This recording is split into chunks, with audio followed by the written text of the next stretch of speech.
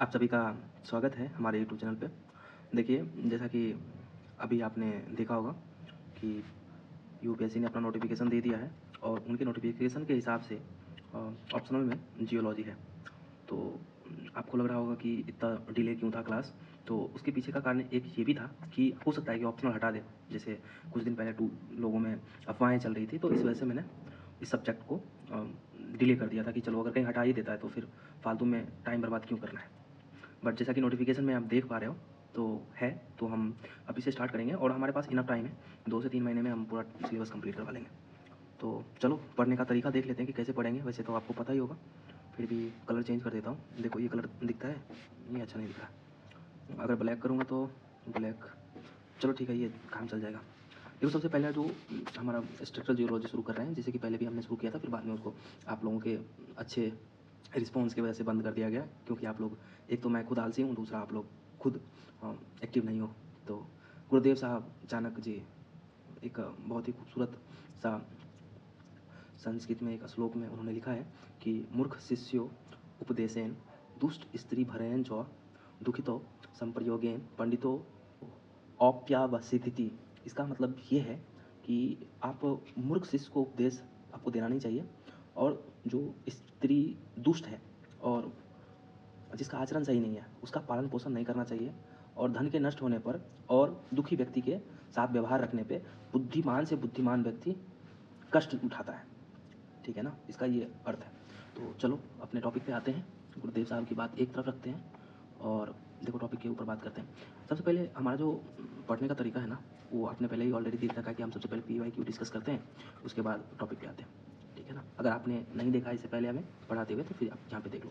देखो सबसे पहला जो स्ट्रक्चरल जियोलॉजी में टॉपिक है वो है, यहाँ पे पेन चेंज कर लेता हूँ।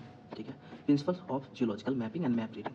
ठीक है ना, इसका PYQ अभी हम देख रहे हैं। और सबसे पहले जो इसमें जो क्वेश्चन पूछा है 2001 में, देखो यहाँ पे कह रहा है कि 150 वर्ड में लिखना है और क्राइटेरिया बताना है कि determining the top of bed and bottom of the bed. तो हमें इससे क्या समझ में आया कि जो बॉटम ऑफ द बेड है उसको कैसे डिटरमाइन करेंगे और टॉप ऑफ बेड कैसे डिटरमाइन करेंगे, ये क्वेश्चन हुआ।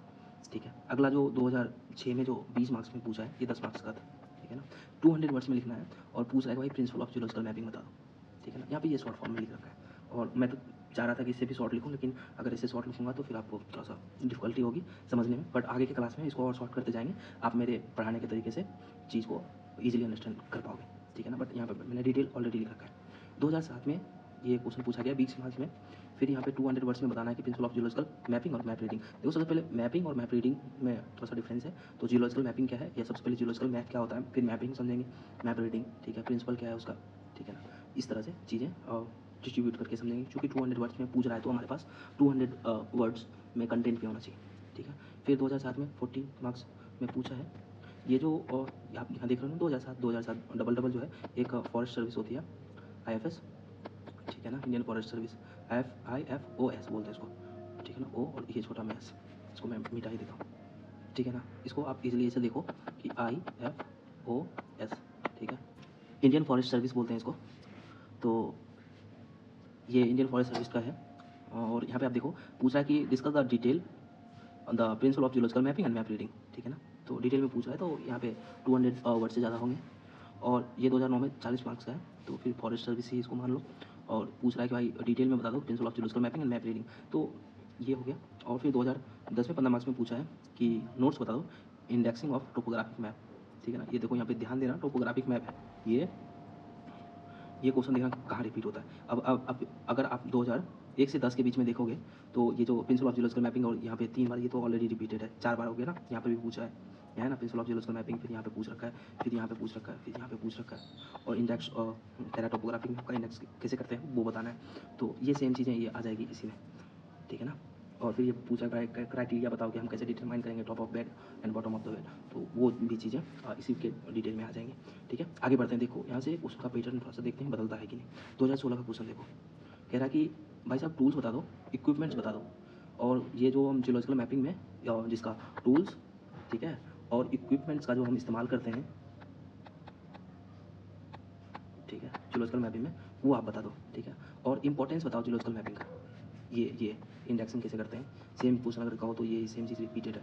ठीक है ना, ये इसका इंपॉर्टेंस अगर आप इंडेक्सिंग बताओगे तो इसमें इंपॉर्टेंस भी बताना ही होगा, तो उसमें से थोड़ा सा इसमें जोड़ दिया है। फिर देखो 2016 का है, फिर 2016 में ये पूछा है कि टूल्स बता दो, इक्विपमेंट्स बता दो और जियोलॉजिकल मैपिंग में इसका कहाँ कहाँ कौन सा टूल्स और कौन सा इक्विपमेंट्स हम यूज़ करते हैं, ठीक है। और फिर पूछा है कि इंपॉर्टेंस बता दो जियोलॉजिकल मैपिंग का, ठीक है ना। आप ये चीज़ें ध्यान रखना कि क्या क्या पूछ रखा है। और फिर टूल्स एंड इक्विपमेंट्स 2017 में 10 मार्क्स में पूछा है, और फिर इंपॉर्टेंस पूछ रखा है। मान लेते हैं कि अगर आपने 2016 का क्वेश्चन देखा हो तो 17 में इसका आंसर कर पाते, बट कोई बात नहीं है। देखो how do we determine the top of bed from primary feature, ये टॉप ऑफ बेड और बॉटम ऑफ द बेड ये 2001 में पूछा था ना, देखो है ना यहाँ पे, है ना। तो सेम क्वेश्चन अगर यहाँ पे रिपीट 2020 में हो रहा है 20 ईयर्स बाद, देखो यहाँ से यहाँ रिपीट हो रहा है, ठीक है ना, इस तरह से देखो हो रहा है ना। चलो 24 में देखते हैं कि क्वेश्चन का पैटर्न क्या बदला हुआ है। व्हाट इज काउंटर लाइन, क्या है काउंटर लाइन, किस चीज़ को रिप्रेजेंट करता है टोपो सीट पे। तो ये टोपोग्राफी जो मैप है ये यहाँ पे देखो, ये 2010 वाला ये एकदम सेम इसका यहाँ पे यूज किया गया है ये 24 में, ठीक है। ये क्वेश्चन अगर कहो तो ये पूरी रिपीटेड है, ठीक है। और हम पूछ रहे हैं कि भाई हम how do counter line help identify different geomorphic feature of an area, ठीक है।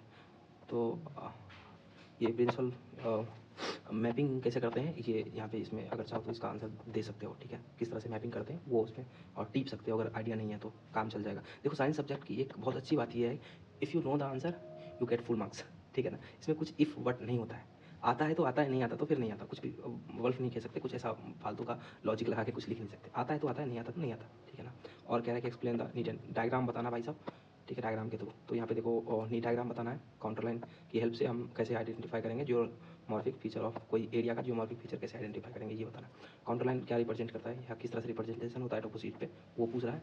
डिटरमाइन कैसे करेंगे टॉप ऑफ बेड, ठीक है। और यहाँ पे फिर यहाँ पे देखोगे तो बॉटम ऑफ बेड। तो कुल मिला के जो हमारे पास क्वेश्चन है, ठीक है ना, इन सारे क्वेश्चन से हमें ये समझ में आया कि क्वेश्चन किस तरह से पूछा जा रहा है, principle of geological mapping and map reading, और इससे रिलेटेड हमारा कंटेंट किस तरह का होना चाहिए, ठीक है ना। चलो कंटेंट पे चलते हैं और हम कंटेंट देखते हैं कि क्या कंटेंट है हमारे पास।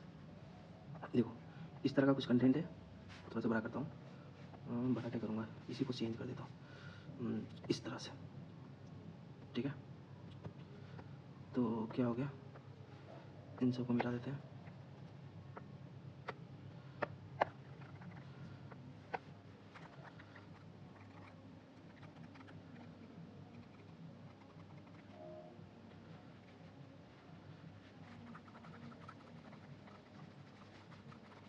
चलो ये सब हो गया, ठीक है।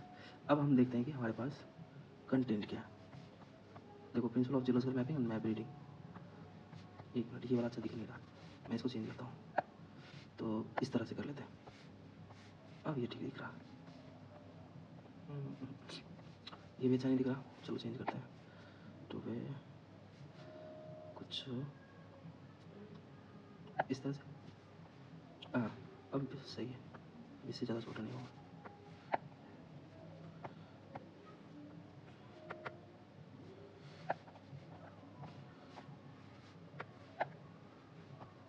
चलो चलो अब देखते हैं। देखो ये प्रिंसिपल ऑफ जियोलॉजिकल मैपिंग है ये टॉपिक, ठीक है। और इससे पूछा है कि भाई जियोलॉजिकल मैप, सबसे पहले आप ये समझोगे कि जियोलॉजिकल मैप क्या है, ठीक है। इसका इंट्रोडक्शन देख लेते हैं principle of geological mapping and map reading का, ठीक है। उसके बाद इसका फंक्शन क्या है, इसका यूज बोल लो इसको, यूज कहाँ होता है, ठीक है। उसके बाद टाइप ऑफ जियोलॉजिकल मैपिंग या मैप के टाइप कितने हैं वो देखना है, ठीक है। उसके बाद नीड क्यों है, इसकी ज़रूरत क्यों है हमें, ठीक है। उसके बाद डिस्क्रिप्शन ऑफ मैप देखना है, हाँ वो मैपिंग था ना,